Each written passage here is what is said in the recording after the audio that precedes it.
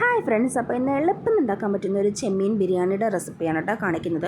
അപ്പോൾ മുളക് പൊടിയും കുരുമുളക് പൊടിയും ഉപ്പും ഇഞ്ചി വെളുത്തുള്ളി പേസ്റ്റും കൂടെ തടവിയതിന് ശേഷം ഇത് ചെറിയ കൊഞ്ചാണ് കേട്ടോ, കൊഞ്ചിനെ ഒന്ന് ഫ്രൈ ചെയ്തെടുക്കുക.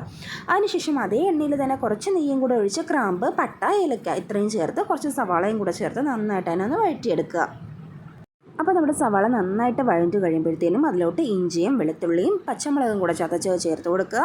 ഒരു 2 തക്കാളി, നല്ല പഴുത്ത തക്കാളിയും കൂടെ ചേർത്ത് നന്നായിട്ടൊന്ന് വഴറ്റിയെടുക്കുക. അപ്പോൾ നമ്മുടെ ചോറ് ഇവിടെ റെഡിയായിട്ടിരിക്കുവാണ്.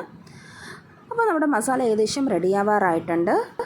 അപ്പോൾ ഇനി നമുക്ക് അതിലോട്ടുള്ള പൊടികൾ ചേർത്ത് കൊടുക്കാം. അപ്പോൾ 1/4 ടീസ്പൂൺ മഞ്ഞൾപ്പൊടി, 1 ടേബിൾ സ്പൂൺ കുരുമുളക് പൊടി. അപ്പോൾ കുരുമുളക് പൊടിയാണ് കേട്ടോ കുറച്ച് കൂടുതൽ ചേർത്ത് കൊടുക്കേണ്ടത്. ഒരു 1/4 ടീസ്പൂണോളം ഗരം മസാലപ്പൊടിയും ഒരു പകുതി നാരങ്ങ നീരും കൂടെ ചേർത്ത് കൊടുക്കുക. ഇനി എല്ലാം കൂടി നന്നായിട്ടൊന്ന് മിക്സ് ചെയ്ത് കൊടുക്കുക.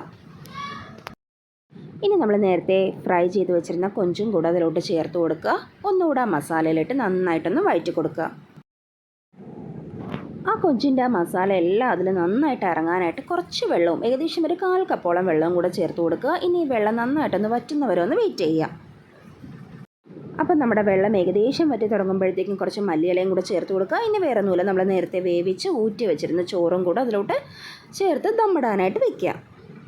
അതിനുശേഷം അതിൻ്റെ മുകളിൽ കുറച്ചുകൂടെ മല്ലിയില ചേർത്ത് കൊടുക്കുക. വേണമെങ്കിൽ കുറച്ച് നെയ്യും കുറച്ച് ഗരം മസാലപ്പൊടിയും കൂടെ ചേർത്ത് കൊടുക്കാവുന്നതാണ്. അപ്പോൾ ഇത്രയേ ഉള്ളൂ, നമ്മുടെ അടിപൊളി കൊഞ്ച് ബിരിയാണി ഇത് ഇവിടെ റെഡി ആയിട്ടുണ്ട്. അടിപൊളി ടേസ്റ്റാണ്. അപ്പോൾ എല്ലാവരും ട്രൈ ചെയ്ത് നോക്കുക. ബൈ.